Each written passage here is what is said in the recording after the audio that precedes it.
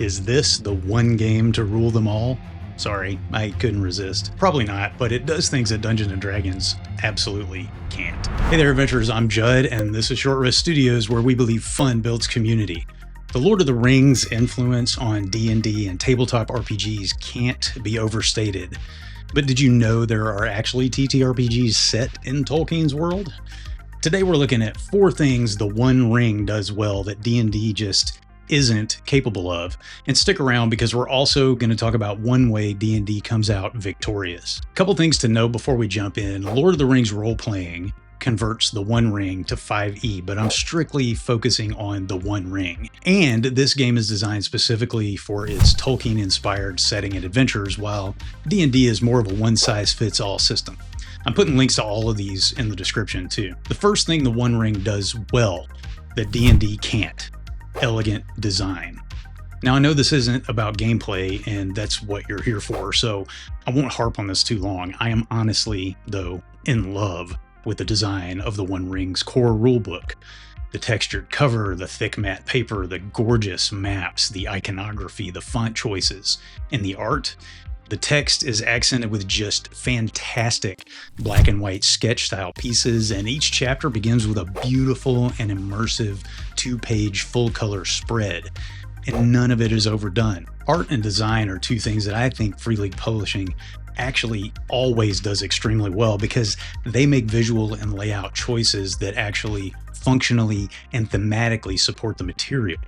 I mean, look at the art in Dragonbane, still some of my favorite TTRPG art, and the crazy heavy metal layout of Mork Borg. This book is just freaking elegant, and it perfectly captures the timelessness, the beauty, and the darkness of Middle-earth.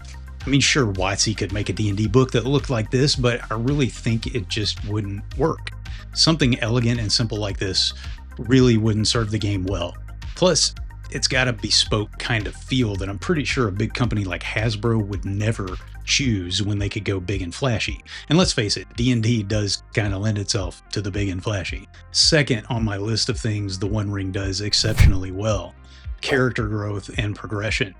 Character creation in the One Ring, like pretty much every other mechanic in the game, is way different from D&D. You have a culture which covers your species and heritage, and each culture has a blessing that determines your skill scores, attributes, and standard of living. Then there are callings, which are basically your reason for adventuring, and sort of like a class in 5e. Callings include things like champion, scholar, or treasure hunter. Maybe you want to call that last one a burglar. It's important to note that there's no alignment. Your PCs are all heroes. In fact, the game always refers to them as player heroes. But they can accumulate shadow points when they do bad stuff, and then bad stuff happens. As your heroes go on adventures, they gain skill points they can use to upgrade their skills, and adventure points that can go toward combat proficiencies or ranking up in valor and wisdom. That's valor with a U for you Brits out there. Valor is basically courage, while wisdom is self-confidence and good judgment. When you gain a rank in valor, you get a reward, like a bonus to a weapon or a new piece of equipment.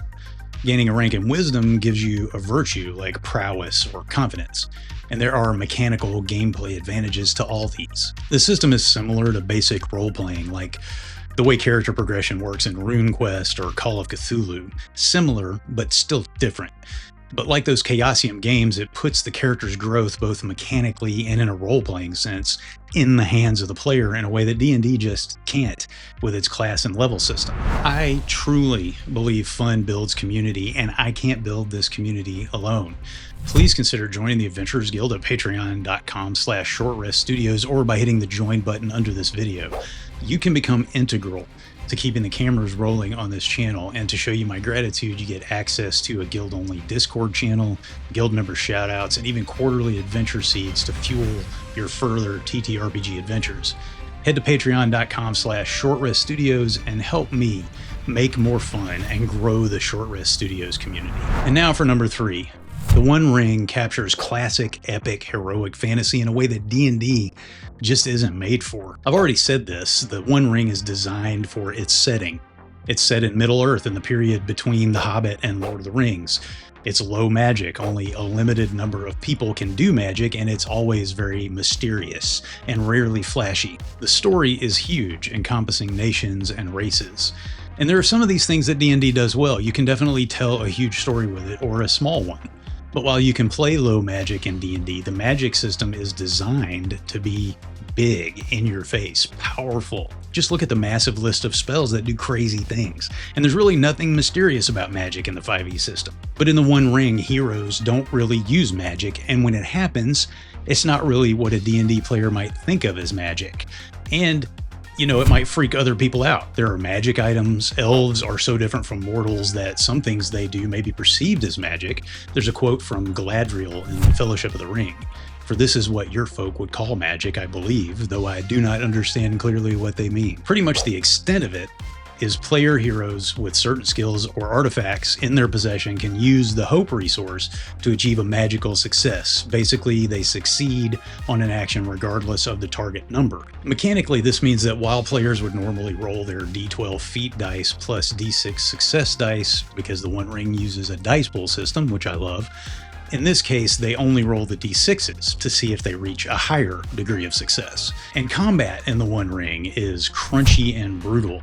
It's actually more like a miniatures wargame than most tabletop RPGs. While the players always go first, unless they're ambushed or something, battle is divided into rounds, starting with ranged attacks, then moving on to close quarters melee combat.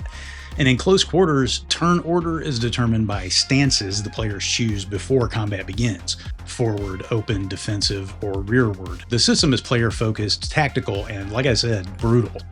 And while it is crunchy, it tends to move quickly, so it's kind of the opposite of D&D combat with its high HP and often long slogs. And finally, what I believe is one of the greatest strengths of the One Ring: travel and exploration. Adventuring in the One Ring involves 3 elements: combat, councils, and journeys.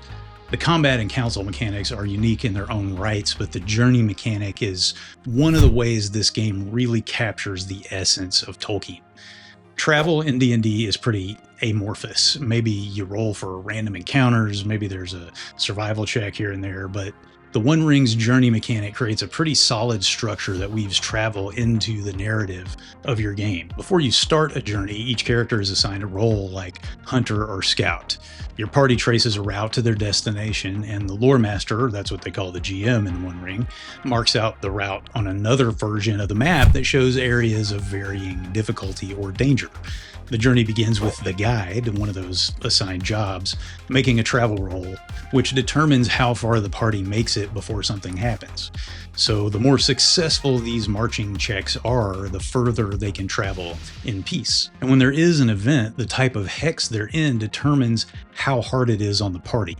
The lore master rolls a single d12 if the hex is in the wildlands, relatively safe, or a favored or ill-favored roll if they pass through one of the safer or more dangerous hexes.